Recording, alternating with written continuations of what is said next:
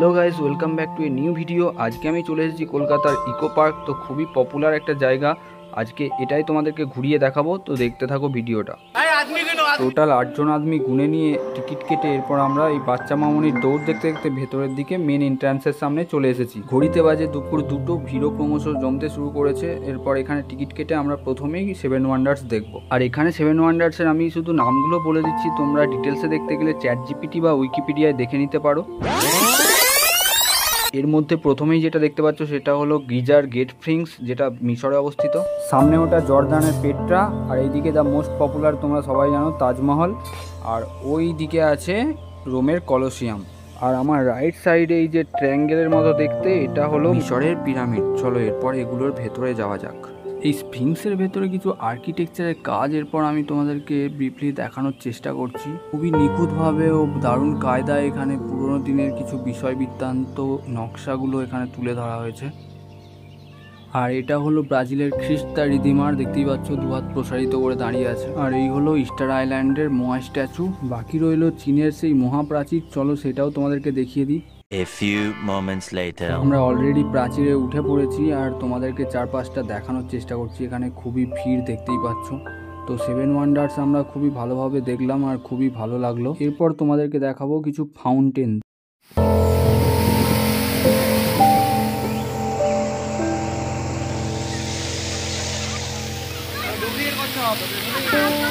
নানা রকমের ফাউন্টেন দেখতে দেখতে এরপর আমরা এদিকে চলে এসেছি। তো বুঝতে পারছি না এটা কিছু প্রবাবলি ভুলভুলাইয়া টাইপের কিছু একটা। তো চলো ভেতরের দিকে যাওয়া যাক।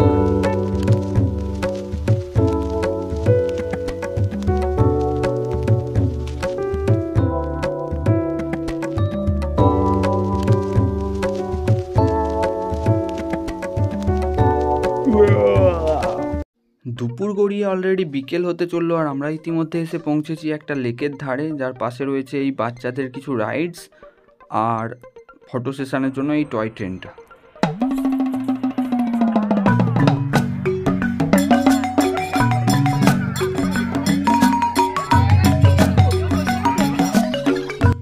ঘড়িতে বাজে বিকেল 5টা আর এখানের ভিড়টা তোমাদেরকে জাস্ট একটু দেখিয়ে দিচ্ছি।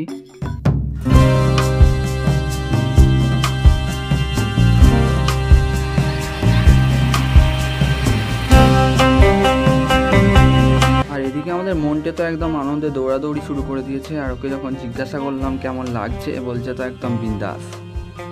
আচ্ছা, এই ইকো পার্কের এরিয়াটা কিন্তু সত্যি খুবই বড়। তো তোমরা এখানে আসার পর সারাদিনটা যে কিভাবে কেটে যাবে তোমরা বুঝতেই পারবে না। আমরা এসেছিলাম সেই দুপুরের আগে, অলরেডি বিকেল হয়ে সন্ধ্যা হতে চললো। ওই দূরে একটা আইফেল টাওয়ার দেখতে পাওয়া যাচ্ছে। আজকে আমাদের টার্গেট ওই পর্যন্তই। চলো আজকে মিশনটা কমপ্লিট করা যায় কিনা তোমাদেরকে দেখাই।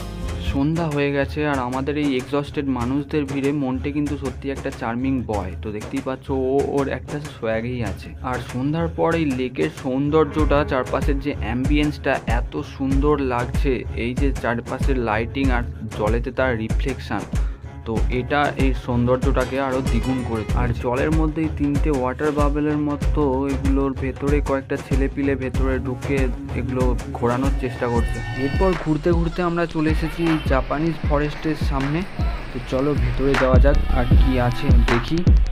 আর এখানের অ্যাম্বিয়েন্সটা কিন্তু সম্পূর্ণ আলাদা, চারপাশে একদম অন্ধকারাচ্ছন্ন পরিবেশ। আর ওই যে দূর থেকে টেম্পেলটা দেখতে পাচ্ছি, ওখানেই যাব। আপাতত এই অন্ধকারময় পথটা আগে অতিক্রম করতে হবে।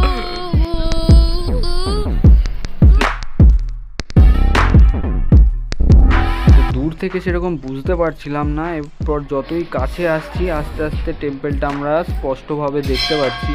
তো এর কারুকার্য থেকে ডিজাইন কিন্তু একদম ইউনিক, সম্পূর্ণভাবে জাপানি ভঙ্গিমায় নির্মিত এই টেম্পেল সত্যিই অদ্ভুত। A few moments later.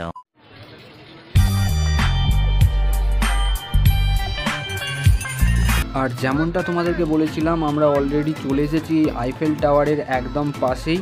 তো ভিডিওটা বেশি লেন্থি করব না, আজকের মতো এই পর্যন্তই। দেখা হচ্ছে পরের কোনো ভিডিওতে। আর ভিডিওটা কেমন লাগলো তোমাদের কমেন্টস করে অবশ্যই জানিও। ভালো লাগলে একটা লাইক করে চ্যানেলটা সাবস্ক্রাইব করে দিও। আজকের মতো টাটা।